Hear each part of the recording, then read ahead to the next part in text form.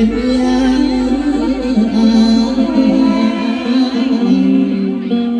ขอเต่าสองเอ็มสองได้อยู่บ่เป็นเดือนและขอแก้มละมุนก่อนเสียจากบ้านไปหาสิ่งต่อยังมือแรงปัจจุบันปันของสองเพื่อเดินตามต่อกระสองแหลมกระสองเจ้าละบ่อยู่บ่เอาละครับ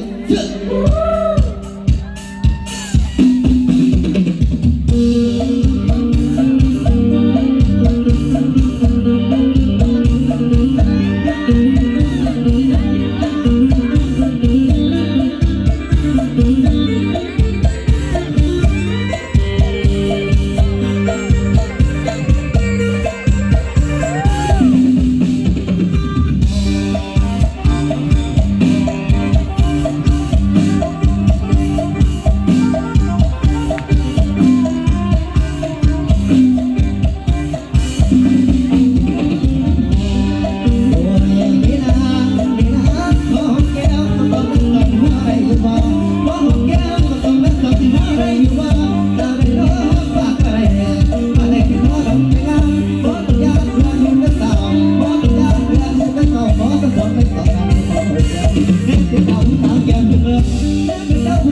นเลย